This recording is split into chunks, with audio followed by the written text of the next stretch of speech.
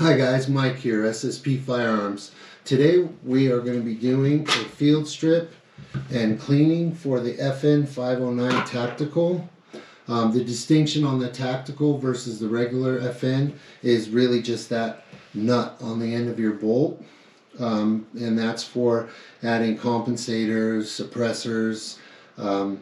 So the first thing we want to do is remove that nut on the end of the barrel, and that's just twisting it off righty-tighty, lefty-loosey, just like you learned with any other nut. The next thing we want to do, as most of you probably already know, is remove that magazine, make sure there's no rounds, and then visually inspect and clear the firearm.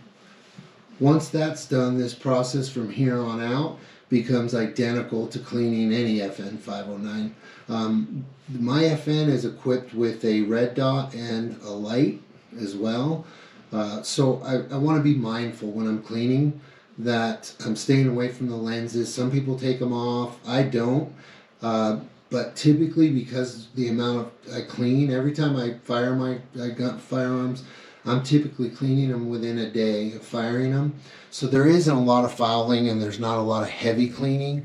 And I don't take down, completely strip down the firearm like I do maybe once a year or so, just to make sure everything's clean. But so it's a fairly simple clean.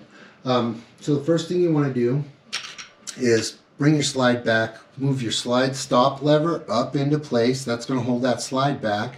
And then, like a lot of striker fire, thank you, holy cow, my little bit of a brain fart there. But like most striker fire firearms, the slide release levers here, you can go ahead and drop that to, this one goes to about the 7 o'clock position. Usually most striker fires, it's going to go to the 6 or 7 o'clock position. This one's the 7 o'clock position. Then it's a matter of holding that slide, releasing that slide lever, guiding the slide back onto the frame. Now, if it won't pull off, which is not uncommon, simply pressing the trigger is going to go ahead and easily release that slide. Now, at this point, I'll take the cover off my red dot, being very mindful, because that lens is pretty clean, that I don't want to get fluids or solvents on the optical. So once that's done, we move on to the recoil spring. The recoil spring, you're just going to push on the back of it towards the front of the barrel and then lift it out. It comes out fairly simply, a little bit of pressure, and then it's onto the barrel. The barrel, you can take the barrel lug on the back and just push that forward a tiny bit, start to lift it out, and then guide the barrel off the slide.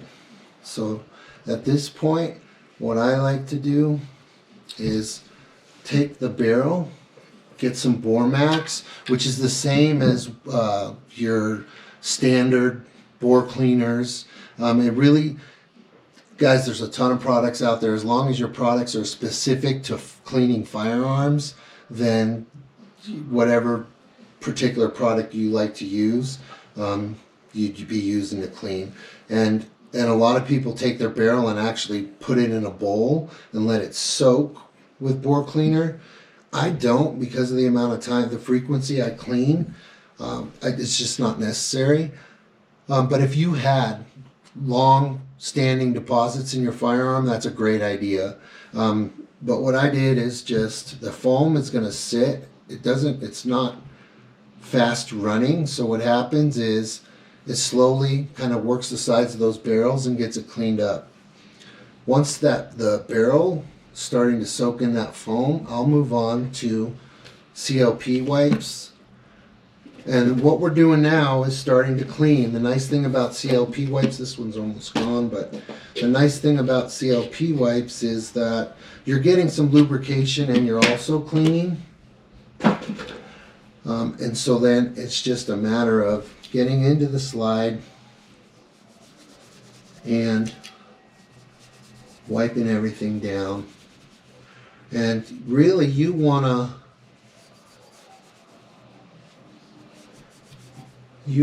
to use the same CLP as long as you can. As long as there's a clean area on the CLP, then you can keep using it. When it starts to get too soiled, you wouldn't want to. You're just moving powder residue from or carbon buildup from one area of the gun to the other. But once you get a good wipe down, and again, this FN was pretty clean, but once you get all the surface areas of the slide, you're going to use a pick, just a standard pick, and it could be anything pointy. And again, if you were using patches or a cloth that was soaked in board cleaner, it's the same process. But you're going to just take that and then get in that rail, that groove on the slide. Make sure you get that, because typically that's where you're harder to reach spot, and you need it clean. And you're going to be lubing it as well, but you need it clean so that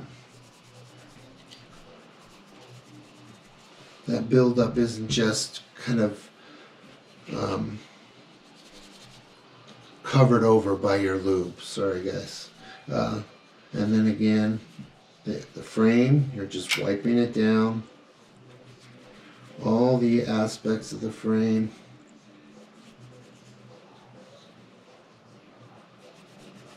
And you can see this is coming back really clean. I didn't actually put that many rounds through this yesterday. I brought other firearms with me to the range, and some that I was actually trying to test some things out with. So that's where the bulk of my rounds went. But I did fire some through here, so anytime I do that, I want to make sure I clean it and get it lubed at the very least. So then I'm on to the recoil spring. You just want to wipe down that recoil spring real good. Then it's onto the barrel nut. And you could just push your cloth or your rag or whatever you used, and then kind of turn it onto the threads. And that'll get it cleaned up. Now I'm onto the outside of the barrel. I must have shot less rounds through this than I thought, because it is really coming up really clean. But again, at the very least, after I clean it, I'm going to get it lubed up, which never hurts. You'll notice that I do have some mild shiny spots here on the barrel. Anytime you start to see that, guys, that when I'm circling back on the barrel and in the top of the slide, whatever area those spots are running into contact with, you'll notice that even the top of the slide, you can see a slight shiny spots on both. So what that tells me is that I'm getting some extra friction there. So it's a good idea to add some extra lubricant to those spots. That's a lot of force coming when your slide's coming back, and you want it well lubricated. So at that point, guys, once everything's cleaned on the outside, we're going to move to the barrel. And with the barrel, the inside of the barrel, I should say. And with the inside of the barrel, you don't need to go crazy, but you're going to go in through the back of the barrel, down the barrel, and then I like to pull my rod through. But if you have a handle on your rod, you can pull it back through the other end. You're really, at that point, you're not really cleaning the barrel with your brushes. What you're doing is loosening any powder, any residue, any carbons, and prepping for your patch that's about to go through, which is here. You're going to take your slotted tip on your rod, and then you're going to add your patch.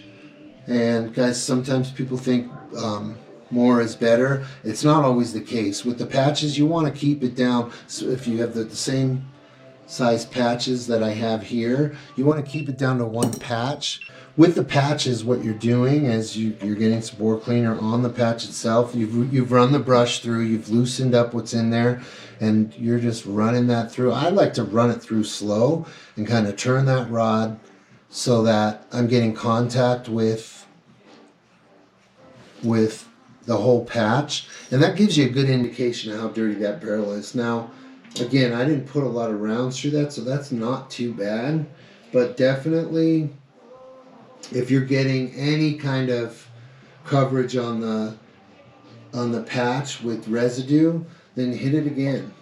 You want this to come back. You never, I mean, I shouldn't say never, but most of the time you're not going to get a completely clean patch no matter how many times you run it through. That one's pretty clean, as you can see. I'll run it back through and it's still clean. So again, if you've been lightly shooting, that can be just 2 patches or 1 patch even. If you've put a couple hundred, 300, 400, 500 rounds through your firearm, then you're gonna go through a few patches. Okay, guys. So now we have everything cleaned up. I like to take a wipe, and I usually have, actually this isn't a hand wipe, but and I usually have one handy, but I don't right now. So what I'll do is I'll just take a patch, a couple patches actually, and then get everything, because you can see from the shine on the metal that I got a lot of COP and bore cleaner on everything here. So I like to, before I start the lubing process, I like to just get a wipe down on every part that I cleaned, just so there's not so much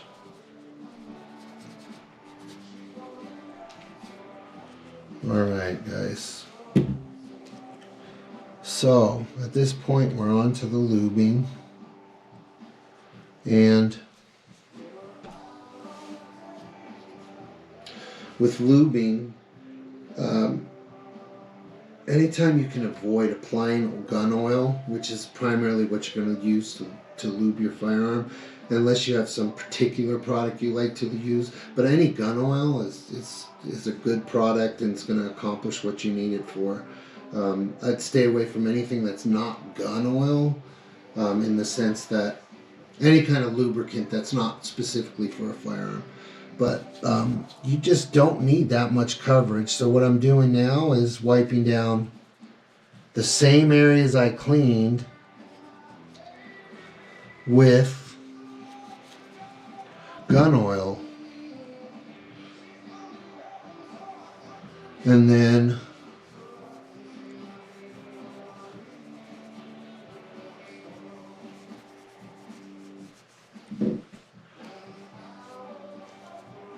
the mental note we made, and you can see that I'm not really getting, all I'm getting is a pretty clean patch. So we got a pretty good cleaning there. And then sometimes you may want to re-oil, particularly on the slide. Now the slide is the only exception to the area of the firearm that I do actually apply oil, but I'll show you what that looks like right now. I mean, that is literally not even a full dot. It's a tiny, tiny bit. As soon as I see it coming out, I pull it off. And I mean, you need the smallest amount of oil. At this point, we are lubed and the firearm's clean. We're just going to reverse the order we did, and that is putting the barrel back in. Barrel first, lug towards the back, then your recoil spring will go in, and typically that's going to be the color side. This is a captured recoil spring, so the spring's attached, and the color is going to go towards the front of the barrel, and then you're going to push on the spring and pop it in behind the lug so that it stays. At this point, the slide's ready to go back on the frame. So it's just a slow process, guided on, and there's no reason to do that fast, and there's no reason to do it with force. If your hands are like mine and a little oily, use the slide stop. So go push it back, use the slide stop so that it stays in place, and then you take the slide release lever and then re-engage that to the upward position and drop the slide release again, but guiding the slide forward. Then the last step is to put your, if you have a tactical, the last step is putting your, your barrel nut on. And again, that's righty tighty, lefty loosey. And then guys, we are all set with that. The last thing I like to do, last couple things I should say, is there's some coverage on the firearm from my hands of oil and of solvent and CLP. I like to get the gun, and you should get the gun wiped down really well to just put it back in wherever you store it. And then again, I noticed that shiny spot. I didn't hit that. I did make a mental note and then I didn't do it. So I'm just gonna hit that shiny spot a little bit more with oil.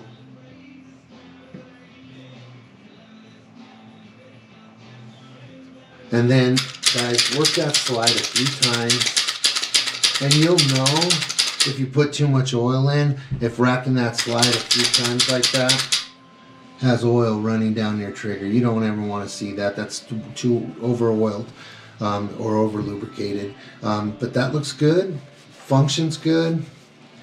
And the last couple things I want to check is my red dot still look clean? And it does. Does my light still work? And it does. So we are good to go, guys. Thanks for watching the video. Hope that helps. We have some exciting videos coming out next week. Kylie's doing another AR-15 build. I encourage everybody to check that out.